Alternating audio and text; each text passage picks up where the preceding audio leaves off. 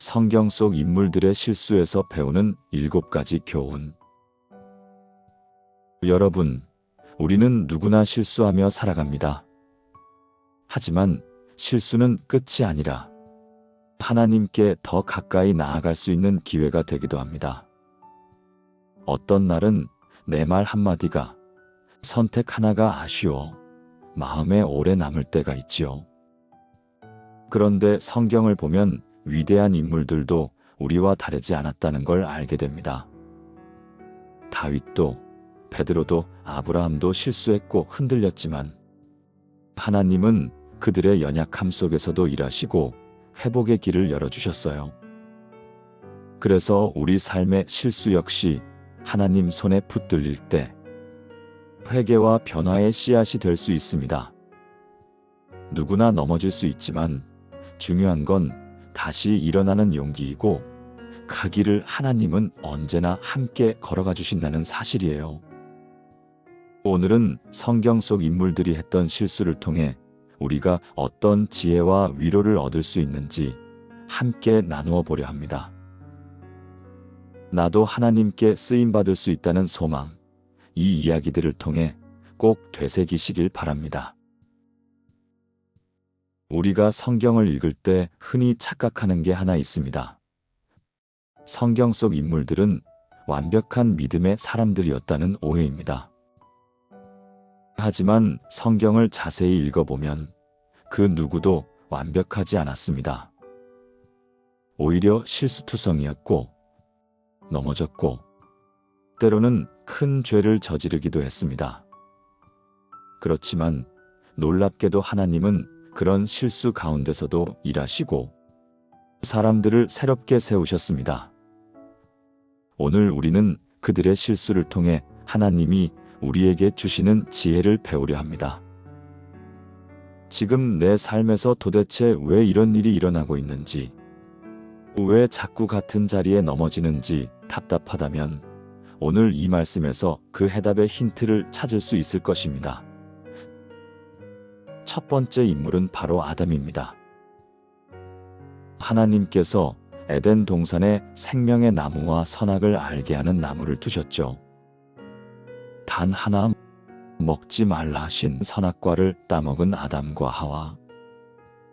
그 실수는 단순히 규칙을 어긴 것이 아니라 하나님의 말씀보다 자기 판단을 앞세운 결과였습니다.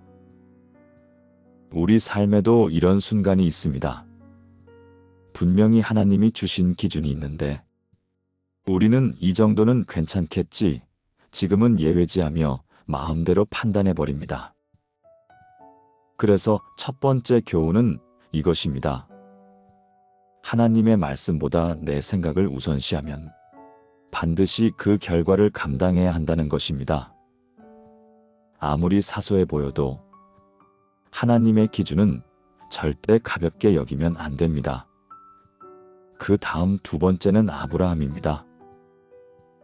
믿음의 조상이라는 큰 타이틀을 가진 사람도 조급함 때문에 실수를 했습니다. 하나님께서 너에게 자손을 주겠다고 약속하셨지만 아브라함은 시간이 흘러도 아기가 생기지 않자 아내 사라의 제안대로 하갈을 통해 자손을 낳았습니다.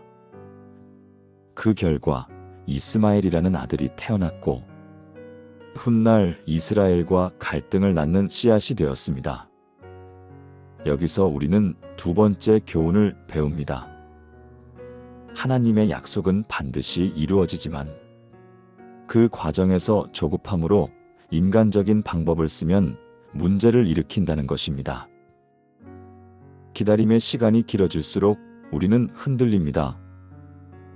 내가 뭘 잘못한 건가? 하나님이 나를 잊으신 건가? 하지만 하나님은 절대 늦지 않으십니다. 우리 눈에는 느려 보여도 하나님의 타이밍은 완벽합니다. 세 번째 인물은 모세입니다. 이스라엘 백성을 이끌던 위대한 지도자 모세도 감정에 휘둘려 실수했습니다. 민수기 20장에서 하나님은 모세에게 반석을 말하라고 하셨지만 그는 이전처럼 지팡이로 반석을 2번 쳤습니다. 그 순간 물은 나왔지만 하나님은 그 불순종으로 인해 그를 가나안 땅에 들어가지 못하게 하셨습니다. 감정은 누구나 가질 수 있지만 감정이 말씀보다 앞서면 하나님의 영광을 가릴 수 있다는 것이 3번째 교훈입니다. 우리도 분노나 실망, 조급함에 휩싸이면 하나님의 뜻을 왜곡할 수 있습니다. 4번째 인물은 다윗입니다. 한 나라의 왕으로서 하나님 마음에 합한 사람이라 불리던 다윗도 큰 죄를 지었습니다. 바세바를 범하고 그것을 덮기 위해 우리아를 죽인 이 사건은 도덕적으로도 신앙적으로도 치명적인 실수였습니다. 하지만 다윗이 위대한 이유는 그가 자신의 죄를 인정하고 철저히 회개했기 때문입니다. 시편 51장에서 그는 하나님이 구하시는 제사는 상한 심령이라고 고백하죠. 그래서 4번째 교훈은 이것입니다. 실수했을 때 가장 중요한 것은 회개하는 용기와 정직한 고백입니다. 하나님은 완전한 사람보다 회개하는 사람을 더 기뻐하십니다. 5번째는 엘리야입니다. 갈멜산에서 놀라운 승리를 거둔 후 이세벨의 위협에 겁을 먹고 도망쳐 광야에서 죽여달라고 기도했던 엘리야. 믿음의 사람도 능력의 선지자도 인간적인 두려움과 낙심에 빠질 수 있다는 것을 보여줍니다.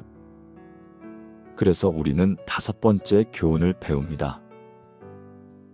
영적인 승리 이후에도 방심하지 말고 낙심할 때는 하나님의 음성을 다시 들어야 한다는 것입니다.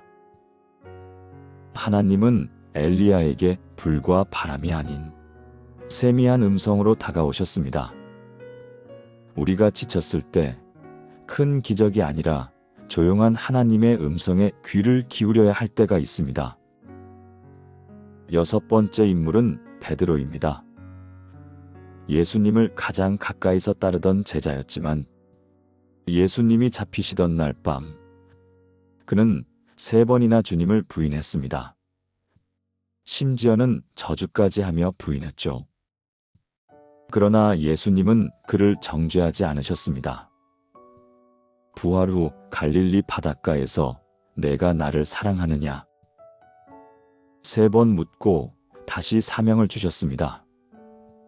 여기서 우리는 6번째 교훈을 배웁니다. 실수해도 하나님은 다시 시작할 기회를 주신다는 것입니다. 우리의 실패가 하나님의 끝이 아닙니다. 넘어졌다면 다시 일어서야 합니다. 베드로처럼 주님의 음성 앞에 서야 합니다. 마지막 7번째 인물은 유다입니다.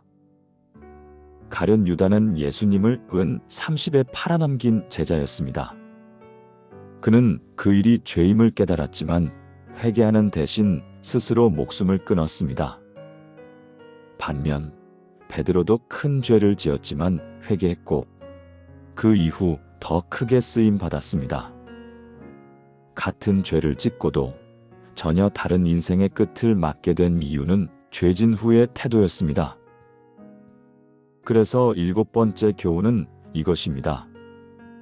죄의식은 누구나 가질 수 있지만 그 죄를 하나님께 가져가 회개해야 비로소 회복이 시작된다는 사실입니다. 죄책감은 사탄이 우리를 무너뜨리는 도구가 되기도 합니다. 넌 끝났어. 하나님도 널 포기하셨어라는 속삭임에 귀 기울이지 마세요. 하나님은 정죄가 아니라 회복을 원하십니다. 그럼 이 시간 마무리하며 기도드리겠습니다. 사랑하는 하나님 아버지, 오늘도 우리에게 말씀을 통해 깨닫게 하시고 실수 속에서도 소망을 주시는 은혜에 감사합니다. 성경 속 인물들이 넘어지고 실수했지만 결국 회개하고 변화되어 하나님의 도구로 쓰임받았듯 우리의 삶도 주님 손에 붙들려 새로워지게 하옵소서. 실수로 인해 낙심하지 않게 하시고 그 속에서 주님의 뜻을 찾게 하시며 다시 일어설 수 있는 힘과 믿음을 허락해 주세요. 예수님의 이름으로 기도드립니다. 아멘. 오늘 말씀 들으시면서 나도 다시 시작할 수 있겠구나 하는 마음 드셨다면 그건 하나님께서 여러분 마음 안에 회복의 불씨를 심어주신 거예요. 실수했다고 너무 자책하지 마세요.